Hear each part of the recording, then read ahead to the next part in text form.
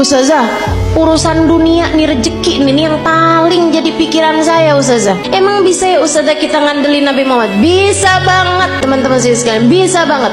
Ada orang miskin banget, dia istrinya mau melahirkan nggak punya duit, barang-barang mau dia jual juga nggak ada, mau beli nih buat sekedar persiapan bayinya nggak punya, miskin banget. Istrinya bolak-balik bilang nih gimana nih ntar ya, mudah-mudahan hari ini kita dapat rezeki, ternyata enggak. Insya Allah mudah-mudahan kita dapat kelebihan rezeki nih besok hari, ternyata enggak. Akhirnya dia bingung, dia datang ke makam Nabi besar Muhammad sallallahu alaihi wasallam, ziarah ke makam Nabi Muhammad, nangis, Rasulullah, saya umatmu nih Rasul, gini amat ya nasib saya, istri saya mau melahirkan anak saya Rasulullah, dan istri saya umatmu, anak saya umatmu, ya Rasulullah tolongin saya. Malam harinya dimimpiin Nabi Muhammad sallallahu alaihi wasallam. Makanya Maulid Simtuturar ada bahasa gini, dan itu saya senang bacanya. Katanya Habib Ali Habsyi, idza da'ahul miskinu ajabahu ijabatan muajjalah.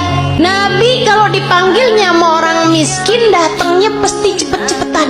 Nabi itu dari masa hidupnya Nabi Muhammad. Kalau ada orang kaya ngawinin, Nabi datang juga, tapi nggak selalu paling awal. Tapi kalau orang miskin ngawinin, Nabi datang duluan sebelum yang lain-lain. Enak banget ya. Sampai sekarang juga Nabi tuh kayak gitu. Jadi Bu, kalau kamu ngerasa ya ampun rezeki sulit banget di dunia, tenang. Nabi kalau dipanggil sama orang miskin datangnya cepet. Maka deketin Nabi Muhammad seterusnya.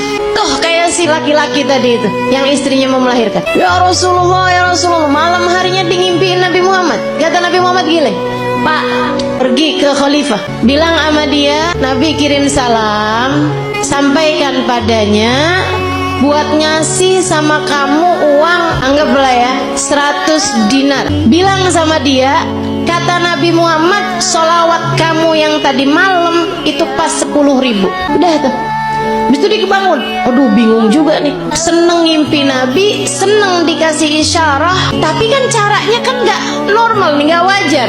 Masa mau datang ke rumahnya orang khalifah pula, belum tentu diterima, belum tentu dibukain pintu ibu ya. Akhirnya dia datang ke seorang ulama. Pada zaman itu tuh pejabat-pejabat masih sangat menghormati ulama, walaupun ulamanya miskin. Dia ceritain, kata ulama tersebut, ya udah ayo kalau gitu pergi kita ke khalifah. Nyampe di rumahnya khalifah, bukan khalifah bahkan ya, gubernur, mohon maaf. Pergi ke tempatnya gubernur. Akhirnya kemudian karena yang datang ulama, maka diperkenankan ketemu. Memang lumayan deket nih si ulama ini, syekh ini sama gubernur. Dia bilang, Pak Gubernur, saya ini datang kemari nih mau menyampaikan hajatnya tetangga saya ini, silahkan kamu sampaikan. Dia bilang, iya Tuhan, mohon maaf, saya tadi malam ngimpi Nabi Muhammad, Nabi Muhammad kirim salam kepadamu. Nabi Muhammad bilang, Tuhan harap memberi kepada saya uang 100 dinar.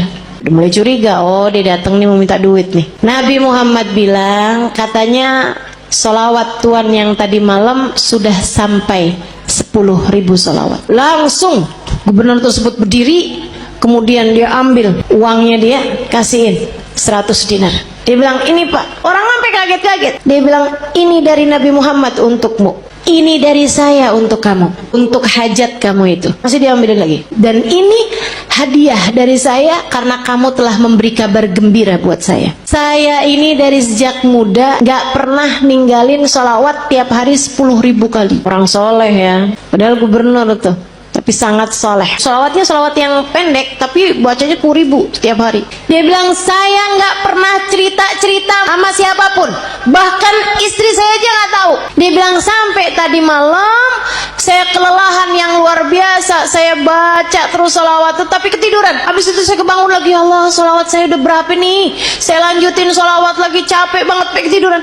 Dia bilang, saya nggak tahu jumlah sholawat saya berapa, tapi saya doa aja, ya Rasulullah, kalau sholawat saya sampai 10.000, tolong kasih tahu saya, wahai Rasul. Dia bilang, hari ini kamu datang membawa kabar gembiranya dari Nabi Muhammad. Makasih banyak Pak, Masya Allah. Tuh Bu, orang susah-susah datang ke Nabi Muhammad beres. Emang Nabi mah andalan. Orang bawa penyakit, kalau yang dideketin Nabi Muhammad beres semuanya, ibu-ibu sih sekalian. Nabi itu udah dipanggil-panggil tuh cepet nyampenya. Banyak cerita-cerita mengenai orang-orang yang sakit datang kepada Nabi Muhammad. sakit yang mustahil buat sembuh aja bisa sembuh. Udah banyak sekali. Makanya udah nggak usah susah.